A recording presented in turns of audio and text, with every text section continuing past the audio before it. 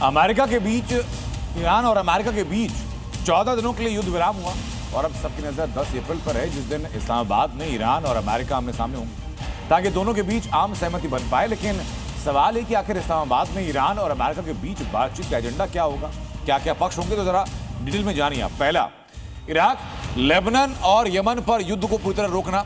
America का पक्ष है कि ट्रंप प्रशासन इसे क्षेत्रीय संघर्षों का अंत मानकर चर्चा करने को तैयार है, तो ईरान का पक्ष है कि क्षेत्रीय स्थिरता के लिए यह बुनियादी शर्त है। Point number 1। पॉइंट नंबर 2 देखिए जरा। ईरान पर युद्ध को परमानेंट खत्म करना अमेरिका से स्थायी समाप्ति की दिशा में देख रहा है, तो ईरान की तरफ से युद्ध खत्म होने के बाद कोई नया हमला ना हो, यह बातचीत में सुनिश्चित किया जाएगा। पॉइंट नंबर 3, ईरान ओमान को टोल मिलना चाहिए। जो आपको पहले बताया मैंने, अमेरिका ने शर्त को बातचीत लायक माना है, लेकिन ईरान इसे बड़ी जीत और अपना अधिकार मान करके चल रहा है। बातचीत में यही होगा।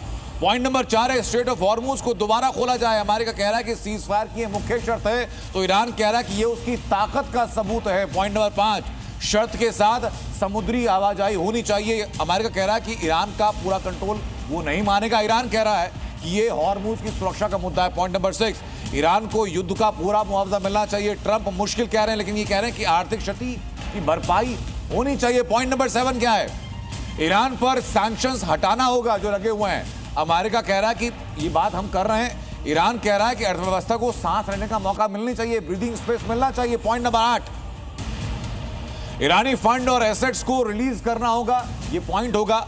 अमेरिका कह रहा है कि आसान शर्त है, ईरान कह रहा है कि सीज फायर के साथ ये फौरन राहत मिलनी चाहिए। पॉइंट नंबर 9 क्या देखिए, ईरान न्यूक्लियर हथियार नहीं बनाएगा।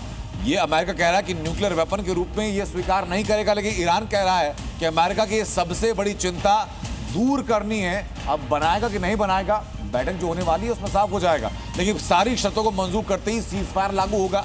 अमेरिका दो तरफा सीज फायर कह रहा है, ईरान कह रहा है कि इसमें कोई देरी नहीं होनी चाहिए। ये इंपॉर्टेंट पॉइंट है। लेकिन ईरान के साथ 2 हफ्ते का सीज फायर होने के बाद मध्यस्थता का क्रेडिट डोनाल्ड ट्रंप ने पाकिस्तान को दिया, लेकिन जितनी सीधी खबर है उतनी सरल नहीं है।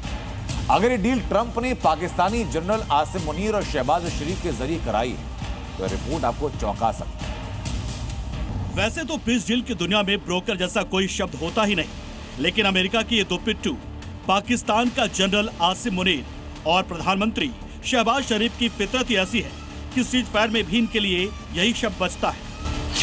डोनाल्ड ट्रंप के दो पिट्ठू सीज फायर में कैसे बने ब्रोकर?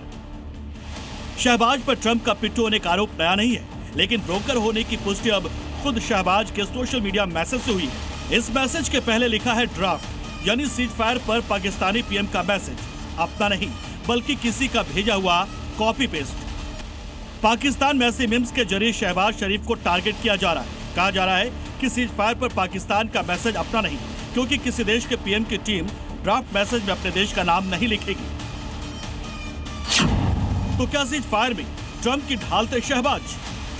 इस सवाल को ईरान से हुई सीक्रेट डील और इसमें मुनीर को मीडिएटर बनने की क्या कीमत चुकानी पड़ी?